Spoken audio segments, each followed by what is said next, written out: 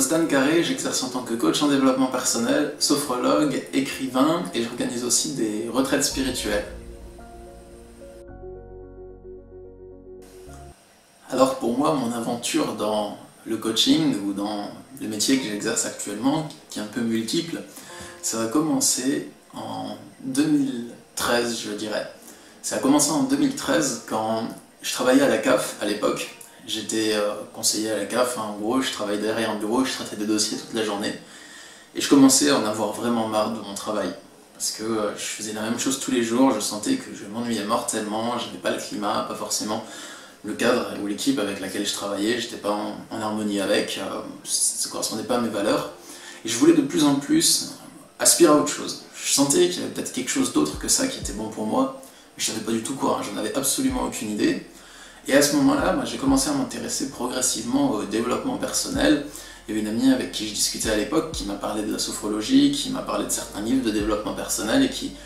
Enfin, c'était plutôt des livres de physique quantique d'ailleurs. Mais ça m'a permis de voir qu'il y avait autre chose que ce que je connaissais déjà. Surtout la physique quantique, à l'époque, je m'y intéressais. Bon, maintenant je l'étudie plus forcément, j'en sens plus le besoin. Mais à l'époque, c'est ça qui m'a permis de faire la passerelle entre le monde que je connaissais, le monde, on va dire cartésien, les gens ils emploient ce mot pour décrire ça, mais c'est plutôt le monde de la société, il n'y a rien d'autre, enfin, c'est un conditionnement, hein, quand on se dit qu'on est obligé de vivre la vie que les autres ont prévue pour nous, de la même manière que toutes les autres personnes qui sont autour de nous vivent. J'avais pas forcément envie de vivre comme ça, mais comme j'avais aucun entrepreneur dans mon entourage, aucune personne qui faisait des choses inspirantes dans mon entourage, je savais pas vraiment que c'était possible. Et en fait, en découvrant la physique quantique, qui est après la spiritualité, c'est quelque chose qui m'a permis d'ouvrir ma conscience et de voir qu'il y avait vraiment autre chose que ce qu'on percevait, ou bien que ce qu'on percevait, il pouvait laisser plusieurs dimensions de compréhension, et en gros que ce que je connaissais du monde, c'était pas grand chose, que ça pouvait beaucoup changer, qu'il y a des choses qui pouvaient bouger, changer dans mon esprit. À partir de ce moment-là, j'ai commencé petit à petit à m'intéresser au développement personnel. Donc comme je m'ennuyais dans mon travail, ça tombait bien, parce que j'étais derrière un ordi toute la journée, et je l'ai passé à lire des trucs de développement personnel sur mon téléphone. Peu à peu, j'ai pu réussir à me maintenir dans ce cadre. J'ai entamé une formation de sophrologie, j'ai changé de boulot, puis après j'ai encore démissionné. Et peu à peu, je me suis orienté vers le coaching, vers l'écriture de livres, vers la création de ma chaîne YouTube, et maintenant je développe de plus en plus mes activités, et je trouve que c'est important d'avoir une activité professionnelle dans laquelle je peux m'épanouir, et dans laquelle j'ai pas forcément des tâches répétitives, dans laquelle je peux varier mes tâches, écouter mon cœur pour faire ce que j'aime, et proposer des nouvelles choses aussi dans mon activité. Donc c'est-à-dire que je me sens pas figé dans ce que je fais, pas coincé par mon entreprise ou autre. Je peux vraiment faire tout ce que je veux. Si j'aime plus faire quelque chose, j'arrête, je fais quelque chose de nouveau à la place. Enfin, pour moi, c'est un peu la liberté, ça.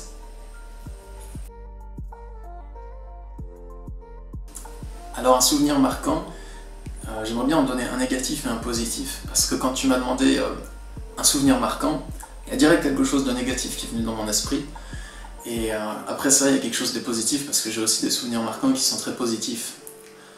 Pour commencer sur le négatif, un souvenir marquant, c'était quand je vivais chez ma mère, et j'étais enfermé dans ma chambre, j'avais pas de nourriture, j'avais pas de matelas, c'était la dèche, j'étais confronté à l'ennui mortel, plus son harcèlement, voilà. Du coup, ça c'est des souvenirs assez marquants pour moi. C'est pas un souvenir précis, mais c'est une période précise dans laquelle il y a beaucoup de faits qui ont été assez marquants.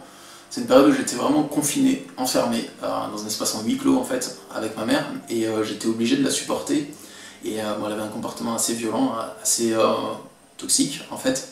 Et donc moi je pouvais pas me barrer, parce que j'étais trop jeune pour ça, j'avais pas de moyens financiers, vu que j'étais mineur, mais je faisais avec en fait, et je vivais ça. Et du coup cette période, je dirais même pas qu'elle m'a beaucoup appris, parce que j'ai l'impression d'avoir pas appris grand chose pendant cette période. Mais ce que j'ai vécu de marquant pendant cette période, c'est ma résistance à ce genre de situation. Et j'avais pas le choix de résister, alors j'ai résisté. Et aujourd'hui, je me rends compte qu'il y a plein de gens, quand ils sont dans ce genre de situation, ils peuvent aller beaucoup plus mal que moi je l'ai été dans ce genre de situation, ou sombrer peut-être dans des névroses assez importantes. Bon, moi, ça m'en a peut-être développé par la suite, hein, je dis pas le contraire, mais sur le coup, Je savais que ce que je vivais c'était pas normal et j'aspirais à ce que ça cesse, mais je croyais pas que c'était possible de pouvoir me barrer en fait. Je croyais pas que c'était possible qu'un jour j'ai la vie que j'ai maintenant. Ça peut paraître peut-être facile pour certaines personnes, c'est-à-dire oui, bon, prendre un appart, trouver un travail, c'est simple, mais moi quand je le vivais de l'intérieur, comme c'était une relation d'emprise, une relation assez confinée, que j'avais personne d'autre, j'avais pas de la famille, pas des amis à qui me confier sur le moment, j'en ai eu plus tard des amis, eh bien je voyais pas en fait de fin à cette situation.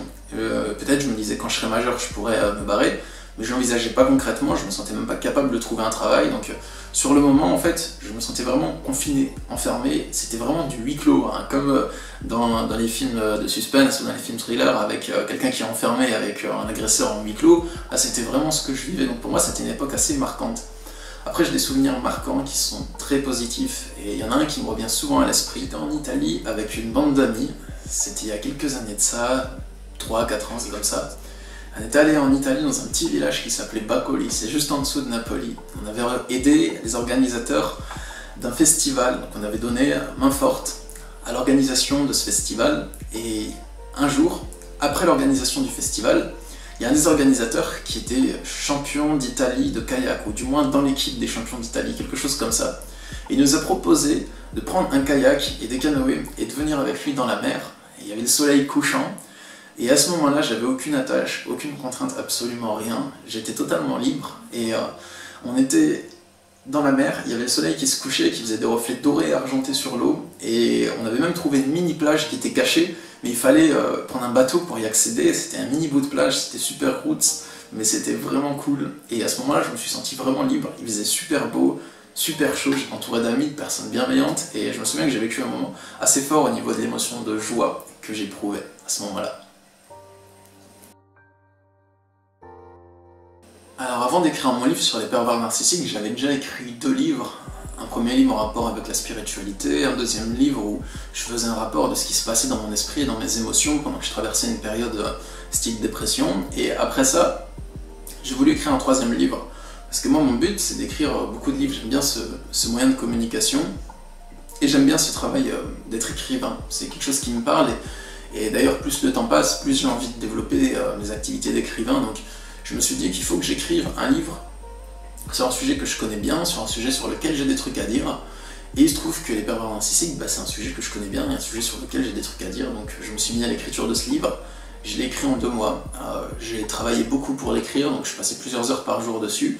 Et je travaillais en mode acharné dessus. Je l'ai écrit en 2 mois. Donc après le processus de finalisation du manuscrit, il a pris plus de temps, parce qu'il a été retouché plusieurs fois par des personnes de ma maison d'édition, par ma correctrice, par moi-même, qui a rajouté des passages.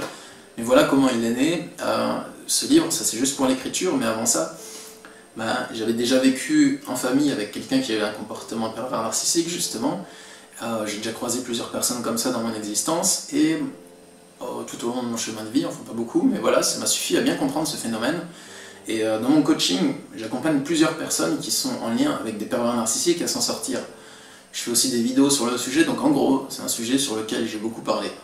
Et donc j'ai beaucoup de trucs à dire dessus, et j'ai voulu regrouper tout ce que je pouvais dire dedans, au moment où je l'ai écrit du moins, dans un bouquin, histoire que voilà, c'est transmis, c'est acté, c'est sur papier, c'est fait quoi, c'est transmis. C'est autre chose que les vidéos, parce que les vidéos que je fais, c'est des petits contenus un peu éparses, ils sont utiles et ils sont complets, mais quand même c'est pas la même chose. Là je voulais vraiment que toute la connaissance soit regroupée dans un bouquin, et voilà pourquoi j'ai décidé de l'écrire. Une relation d'emprise, c'est une relation d'autorité qu'une personne va avoir sur l'autre. Donc il y a forcément une personne qui a de l'autorité et une personne qui est soumise à cette autorité. C'est pas forcément une relation entre 2 personnes. Il peut y avoir un groupe de personnes qui exercent une emprise sur un autre groupe de personnes ou sur une personne. Ou bien une personne qui exerce une emprise sur un groupe de personnes. Mais dans tous les cas, il y a une relation d'autorité entre 2 parties dans la relation. Là, dans le cas de la relation de pervers narcissique, dans mon livre, je me concentre plutôt sur les relations individuelles, donc en 1 à 1, donc avec 2 membres, 2 personnes qui sont membres de cette relation. Les relations d'emprise, c'est une relation d'autorité, mais une relation d'autorité qui est assez toxique. Dans le sens où la personne qui a autorité, elle n'utilise pas de son autorité dans un cadre précis. Elle n'utilise pas son autorité simplement dans le cadre du travail pour une fonction professionnelle par exemple, mais elle l'utilise pour décider ce que l'autre personne va devenir dans son esprit, dans ses émotions, dans sa façon d'être. En gros, elle veut sculpter l'autre personne comme elle a envie qu'elle soit. C'est-à-dire, la personne qui a autorité veut amener l'autre personne à se modifier complètement pour se réduire à un simple objet utile pour satisfaire les besoins de la personne qui exerce l'autorité. Voilà, je pense avoir été clair. Cette relation, elle se déroule en plusieurs étapes. La première étape, c'est ce qu'on va appeler la lune de miel. Et elle peut se répéter plusieurs fois, des fois les étapes elles s'alternent jusqu'à la libération. Mais la première étape, elle peut s'appeler la lune de miel, donc en gros, tout se passe bien au début, tout se passe même merveilleusement bien, et ça donne envie à la personne qui subit la relation d'emprise, on va l'appeler la victime. Bon, elle tient le rôle de victime dans cette relation, ça ne veut pas dire qu'elle est une victime fondamentalement, mais elle tient ce rôle dans la relation. Donc la personne qui tient le rôle de victime, elle va trouver ça génial. Du coup, en général, elle va vouloir s'y engager. Une fois qu'elle y est engagée, elle a du mal à revenir sur ses engagements, elle s'est projetée dans le futur avec cette personne, ou bien elle ne peut pas la quitter parce que c'est ses parents. Vous comprenez, ça se fait pas de quitter ses parents, pour plein de raisons qui font qu'elle va émettre beaucoup de réticence à quitter cette relation. Ensuite, il y a la période de destruction psychologique. Donc après la lune de miel, il y a tout un processus qui est assez long, et je pense que je ne vais pas le détailler ici parce qu'il y a vraiment plein d'éléments qui font que la personne qui exerce l'emprise, qui exerce l'autorité, donc le manipulateur, on va dire, va installer progressivement et renforcer sa manipulation et sa domination sur l'autre. Donc pour ça, il va essayer de l'éloigner de ses proches, des ascenseurs émotionnels et plein de techniques de manipulation émotionnelle, de chantage affectif. En gros, pendant la relation d'emprise, le manipulateur il va essayer de complètement déstabiliser la victime au point qu'elle n'ait plus aucun appui, aucune base stable à l'intérieur d'elle sur laquelle elle peut s'appuyer, qu'elle ait peut-être même plus de valeur ou plus de but dans la vie, ou qu'elle sache plus ce qu'elle est. Et le manipulateur, son but c'est de devenir le centre de gravité de l'autre personne, histoire qu'elle ait vraiment beaucoup de mal à casser cette relation d'emprise. Du coup, l'étape suivante de la relation d'emprise, c'est la prise de conscience. Après avoir beaucoup souffert, la personne qui tient la position de victime va prendre conscience que wow, il y a un truc qui n'est pas normal dans cette relation. Qu'est-ce qui se passe? C'est quoi ce bordel? Elle va s'en rendre compte, peut-être d'elle-même parce qu'elle souffre vraiment trop et qu'elle a atteint une espèce de niveau de dépression critique, ou bien elle va s'en rendre compte, peut-être, parce que d'autres personnes lui parlent et lui disent c'est pas normal ce que tu vis, attention, tu connais le sujet des pervers narcissiques. Et progressivement, au rythme qui est le sien, elle va peut-être s'informer sur ce sujet, prendre conscience que ce qu'elle vit, c'est toxique, qu'il faut que ça change. Après, l'étape suivante, après la prise de conscience, c'est la prise de décision. Donc ça met du temps de prendre la décision de quitter cette relation, parce que la personne qui est sous emprise, elle a des peurs qui la retiennent dedans, de la culpabilité qui la retient, un désir de faire changer l'autre, ou encore plein de choses qui la retiennent coincée dans cette relation. Et quand on arrive à dépasser ces choses, à avoir du courage ou bien à se détacher naturellement, elle va prendre la décision de partir. L'étape suivante, c'est la fuite. Donc c'est comment s'écarter du manipulateur. La fuite peut être plus ou moins longue selon la personne. Par exemple, ça peut se limiter à bloquer la personne du téléphone, ou bien à divorcer, vendre la maison et séparer la garde des enfants. Et après ça, la dernière étape, c'est la reconstruction.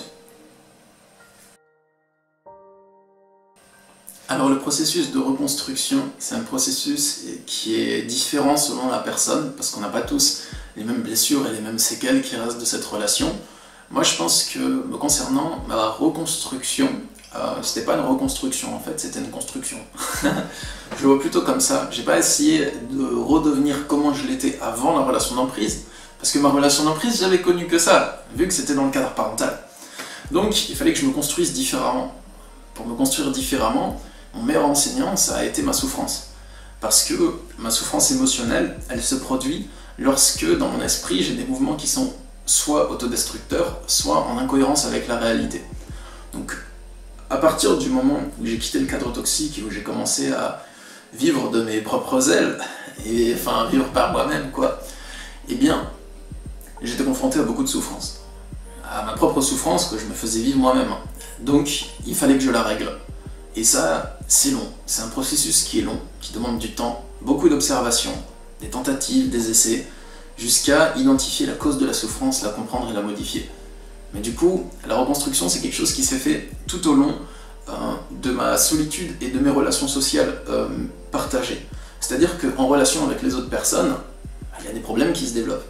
On souffre, on a de la colère, on a de la culpabilité, on a de la peur, on a de la tristesse. Et tout ça, ça veut dire que dans notre esprit, il y a des incohérences avec la réalité. Donc, déjà le temps de comprendre ça, de l'appliquer. Alors la reconstruction, moi, c'est quelque chose qui s'est fait tout au long de mon parcours de vie, et c'est encore une longue observation de moi-même pour aligner parfaitement mon esprit avec mes besoins, avec la réalité, et avec qui je suis vraiment. En ce moment, ce qui me parle le plus, c'est de rencontrer des nouvelles personnes et de faire des trucs fun avec ces nouvelles personnes dans le cadre de mon travail. Donc mes prochains projets, c'est surtout d'organiser des retraites spirituelles, des petits voyages sur lesquels on va bosser le coaching, la sophrologie, la compréhension des choses, la connaissance de soi avec de la pratique, de la théorie, et ça va être bien cool. Donc c'est surtout là-dessus que je travaille en ce moment. J'ai vraiment envie de développer cette activité, c'est-à-dire de permettre à certaines personnes déjà de s'offrir un moment de déconnexion avec leur cadre de vie actuel, parce que je sais qu'un moment de déconnexion avec son cadre de vie actuel, c'est une des portes ouvertes ou des premières impulsions au changement de vie quand celui-ci est nécessaire.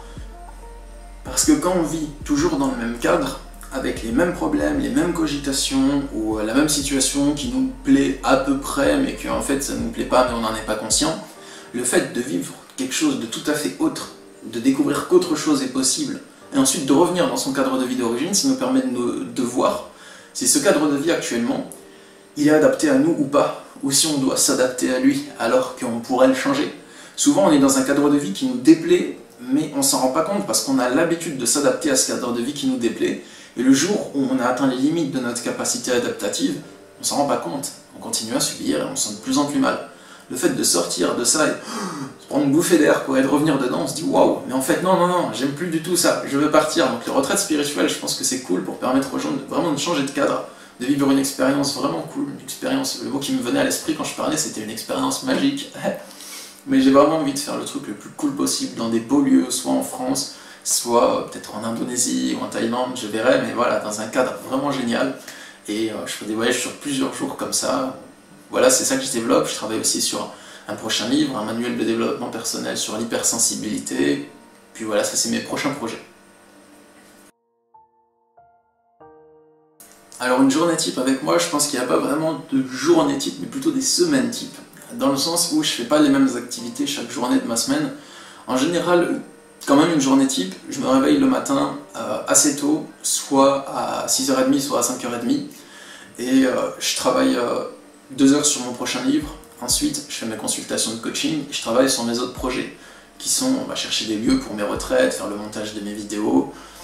Et des fois, je fais pas de consultation, mais quand je me lève à 5h30 justement, c'est pour aller tourner mes vidéos dans la nature, au lever du soleil, parce que c'est là qu'il y a la meilleure luminosité, la meilleure vibe, la meilleure ambiance, et en plus c'est désert, il n'y a pas de monde, donc je peux vraiment tourner les vidéos comme je le sens, et faire les vidéos les plus inspirantes possibles, parce que ce que je souhaite faire, c'est aussi inspirer les gens à travers mes vidéos, leur montrer des beaux lieux, une bonne vibe, pour qu'ils voient qu'il y a autre chose qui est possible que les situations dans lesquelles ils se sentent pas bien, s'ils se sentent pas bien, ou qui peuvent viser peut-être encore mieux comme bien-être, s'ils se sentent déjà bien. Et après ça, je passe aussi un peu de temps pour moi, du temps avec ma compagne, du temps seul, et puis voilà, je vais à la muscu aussi, je mange, et je mange plusieurs fois même, parce que c'est trop bon de manger, voilà.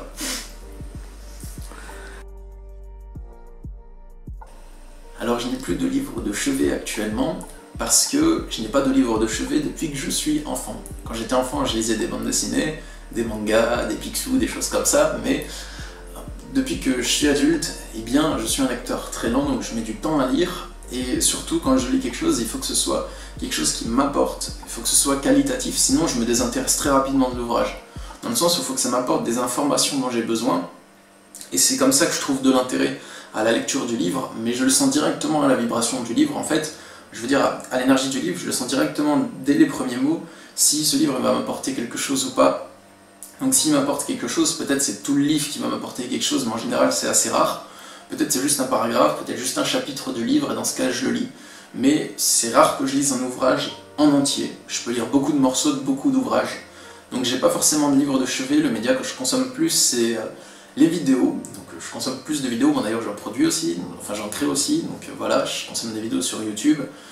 Et sinon, des fois je travaille avant de m'endormir, ou je regarde des vidéos avant de m'endormir.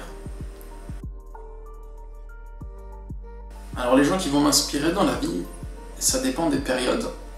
il y a des gens que je trouve inspirants selon des périodes de ma vie. Donc je trouve qu'ils sont inspirants parce qu'ils ont une vibe fraîche, une vibe de bonne énergie, quelque chose de dynamique et d'authentique. Ce qui m'inspire le plus, moi, c'est les personnes qui sont authentiques, mais qui ont à la fois une énergie qui est assez fraîche, jeune et dynamique. Ça ne dépend pas de l'âge de la personne, hein. C'est vraiment l'énergie qu'elle transmet, même si la personne elle est super âgée. Et c'est ça que j'aspire à refléter plus tard. C'est à la fois l'authenticité, le professionnalisme, mais aussi quelque chose de dynamique, de frais, qui bouge. Les gens qui m'inspirent, c'est peut-être des gens que je connais sur internet ou des auteurs comme Paulo Coelho. C'est une personne qui m'inspire parce qu'il écrit des livres qui sont juste géniaux, et en plus il écrit beaucoup de livres, et lire ses livres, ça pousse à se dépasser, et ça nous montre des choses en nous qu'on n'avait peut-être pas vues, et qui font du bien au cœur. Aussi des personnes que j'ai rencontrées dans ma vie, comme par exemple mon ancien professeur d'aïkido, qui a un dojo à Strasbourg, et lui c'est une personne que je trouve inspirante, parce qu'il est fort physiquement, fort mentalement, et surtout très bon et bienveillant.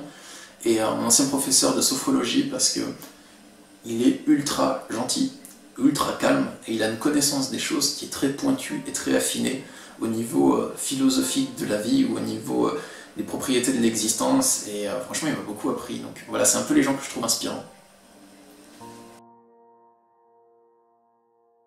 Il y a plusieurs choses qui m'émerveillent dans la vie.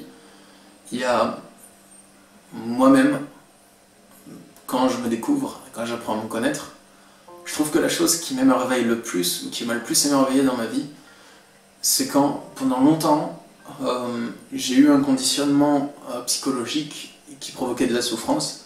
Pendant longtemps, par exemple, pendant des années, admettons que j'ai pensé avec culpabilité, que c'est la culpabilité ou la peur qui guidait ma vie, ou la colère, ou des choses comme ça, et que d'un coup je découvre ce qu'il y a en dessous, et que je me dis waouh, c'est ça qu'il y avait en dessous, mais c'est vrai, ça fait tellement longtemps que j'avais oublié que ça existait, quoi. Et que je découvre ce qu'il y a en dessous de ce que je croyais être moi. Et franchement, ça c'est le truc qui m'émerveille le plus, mais il n'y a pas que ça. Il y a aussi la mer, les bateaux, le soleil, rencontrer des nouvelles personnes qui ont une bonne vibe. C'est franchement ça qui m'émerveille le plus. Ici et maintenant, mon intuition, elle est calme, elle est contente. Elle m'indique rien de précis, mais juste que je suis bien ici et maintenant, dans ce que je fais, vraiment à l'instant T, au moment où je parle devant cette caméra, je me sens juste bien, et je sens que le fait de participer à cette interview, c'est un truc qui est pour moi épanouissant, qui est bon, que j'ai envie de faire, et qui nécessite en moi de l'enthousiasme, donc je suis vraiment content d'être ici et maintenant, dans ce cadre-là. Alors un conseil que je pourrais donner aux gens qui regardent cette vidéo, aux abonnés, ce serait de continuer à persévérer dans la recherche du chemin qui mène au bonheur. Dans le sens où si vous souffrez actuellement, si vous êtes dans une période difficile, plus ou moins difficile, peut-être un peu difficile, peut-être très difficile, il existe un moyen de vous apaiser. Je ne sais pas lequel c'est, vous non plus, parce que sinon vous l'auriez déjà appliqué, mais il en existe un. Donc c'est important de continuer à désespérer, et même si des fois on est tenté de le faire, ne surtout jamais se résigner à accepter un truc qu'on pourrait changer si accepter ce truc ne nous libère pas d'un poids. Je veux dire que des fois on peut accepter un truc qu'on pourrait changer. Par exemple, quelqu'un nous a fait du mal et essaye de nous en faire. On pourrait peut-être se venger, on pourrait peut-être faire tout un tas de trucs pour rétablir la vérité ou quelque chose comme ça, mais c'est lourd pour nous, c'est pesant. Du coup, on peut accepter que c'est comme ça et que voilà, on passe à autre chose, on s'en détache, ça fait du bien, on se sent mieux. Mais par contre, des fois, il y a des situations qui ne nous plaisent pas et dans lesquelles on se sent un peu contraint d'exister. Et à ce moment-là, c'est des situations qu'on pourrait changer. Par exemple, vous êtes coincé avec un manipulateur. Par exemple, vous êtes dans un travail qui ne vous plaît pas. Vous vivez dans un cadre familial dans lequel vous n'arrivez pas à vous épanouir. Vous sentez qu'il y a un truc dans votre vie qui n'est pas tout à fait vous. Qu'il y a une espèce de barrière entre le vous profond et ce que vous manifestez en fait. Comme s'il y avait un truc au fond de vous qui a envie de s'exprimer, vous ne savez pas comment le laisser s'exprimer. Une sorte d'authenticité qui est cachée par tout un voile ténébreux mental qui empêche cette authenticité de s'exprimer. Donc, si vous voulez la laisser s'exprimer, il existe un moyen de le faire toujours. Il y a toujours un moyen, et même si vous ne le trouvez pas, même si c'est difficile, ne vous résignez pas à accepter votre impuissance à être heureux. Parce que cette impuissance, elle est fictive. Donc si vous vous résignez à l'accepter, c'est comme si vous vous mentiez à vous-même en vous disant « Je ne peux pas changer cette situation dans laquelle je me sens vraiment mal, j'arrive pas à m'habituer non plus, à m'adapter à cette situation, et du coup j'accepte mon impuissance et j'accepte le fait que je suis obligé de vivre une vie qui est vraiment désagréable tout le temps. » Non, vous avez la possibilité de modifier votre cadre de vie extérieur et vous avez aussi la possibilité, plus en douceur par contre, de modifier votre cadre de vie intérieur. Et donc ne vous résignez surtout pas à accepter des trucs que vous pourrez changer. Et croyez que vous pouvez trouver la lumière qui est en vous, même si c'est dur, même si c'est long, même si le chemin est long. Mais franchement, ça vaut la peine, parce que si vous continuez ce chemin, vous allez finir par arriver à atteindre un meilleur niveau de paix intérieure, et ça va être beau, et ça va être cool à vivre. Et si vous arrêtez de vivre ce chemin, vous n'allez pas l'atteindre ce niveau, et vous n'allez peut-être pas forcément kiffer. Donc même si vous ne savez pas sur quelle orientation d'esprit vous branchez pour arriver à atteindre la paix intérieure, essayez-en plusieurs, faites vos expériences avec le temps, les mois, les années, et vous finirez par trouver, ayez confiance.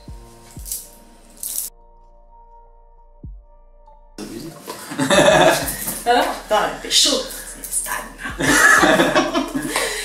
Les questions du bonheur, ça arrive, c'est maintenant avec Stan, donc il va se prêter au jeu.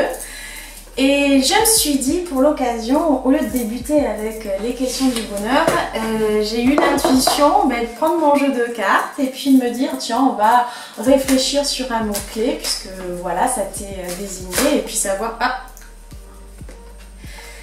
eh bien, je n'en tirerai pas d'autres puisque le hasard a fait que il y en a deux qui sont sortis, le mot travail et le mot trahison. Donc c'est parfait. Que t'évoques en fait le mot travail et le mot trahison. Tu prends celui que tu veux. Ça peut être le travail. Alors moi, le travail, ce que ça m'évoque, c'est la liberté. Parce que le travail, c'est un moyen d'être libre. Peut-être que certaines personnes peuvent se sentir enfermées dans leur travail, mais dans ce cas, c'est peut-être parce qu'elles laissent le travail les utiliser. Pour moi, il faut utiliser le travail. Utiliser pour être libre et pour aussi s'accomplir, parce que le travail, c'est aussi un moyen de s'accomplir dans le monde, de trouver un sens à sa vie, d'apporter du bien-être aux autres personnes, d'avoir des moyens financiers, et du coup, de se sentir plus libre avec ça, et de pouvoir investir dans d'autres projets qui sont encore plus cool, encore plus motivants. Et le travail aussi, pour moi, ça représente la détermination, la motivation, la persévérance. Pour moi, le travail, c'est vraiment un moyen de... C'est vraiment quelque chose qui peut nous donner une raison d'unifier nos forces dans une seule direction. Genre, si on veut monter une entreprise et que c'est vital, il n'y a pas de place pour le reste de la souffrance. Il faut unifier toute notre énergie dans la même direction. Et pour moi, la trahison, ça m'évoque pas grand-chose, en fait. J'ai pas peur d'être trahi, en fait. Je m'en fous, je trahis pas les gens non plus, donc voilà, ça m'évoque pas grand chose. Mais si ça évoque déjà en fait ton sentiment, ton ressenti par rapport à ça, c'est que même pas peur quoi. En fait, je suis zen dans ça donc. J'attends rien des gens en fait, donc voilà, j'ai pas d'attente que les autres doivent combler, donc s'ils veulent faire un truc, voilà, qu'ils le fassent, tant pis, hein, je ferai avec, je gérerai la situation ou les conséquences, mais après la trahison en soi, peut-être qu'il y a des conséquences d'une trahison à gérer après, tu vois, mais l'acte que représente la trahison, en fait, ce n'est pas important. Voilà. J'attends rien des gens.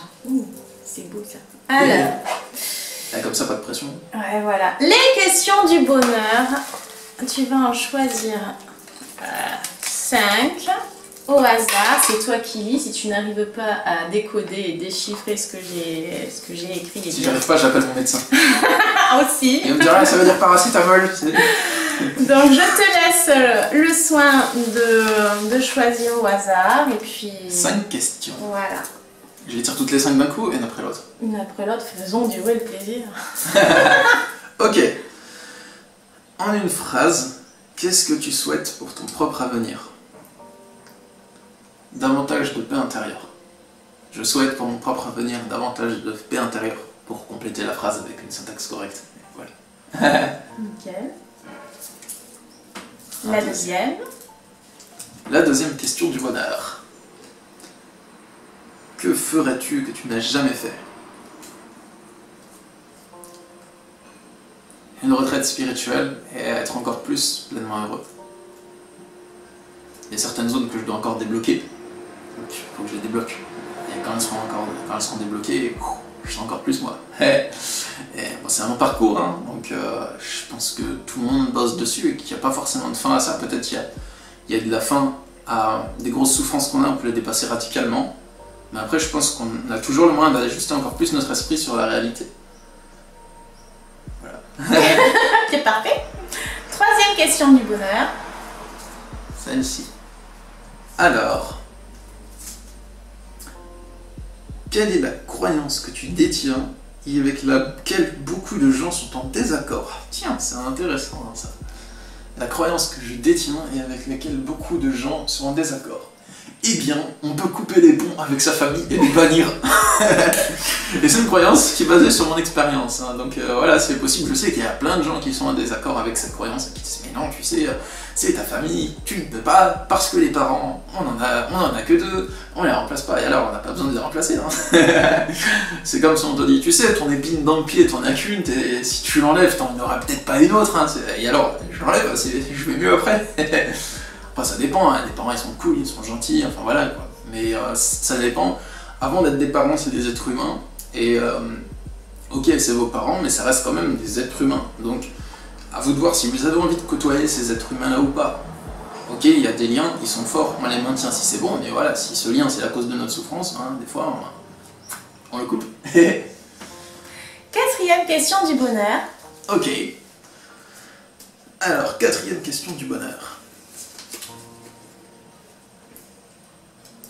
Quelles compétences j'ai pu développer ces derniers temps? Ouh là là, il y en a plein. J'ai pu développer des compétences dans la création de vidéos pour créer des vidéos qui ont bien meilleur rendu. J'ai pu développer des compétences de la confiance en moi, de la persévérance, de la motivation, de l'autodiscipline. J'ai pu développer des compétences dans l'ordre de l'observation et l'utilisation de mon esprit. Donc, voilà. Dernière question du bonheur. Choisis bien. Ouais, grosse pression, je suis moins sûr. Alors, dernière question du bonheur. Est-ce que j'ai bien choisi? Après, je transpire vraiment. Que dois-tu faire le plus en ce moment? Donc c'est ce que je devrais faire, ce que je pense que je devrais faire le plus, c'est ça? Très bonne question, ça. Qu'est-ce que je dois faire le plus en ce moment?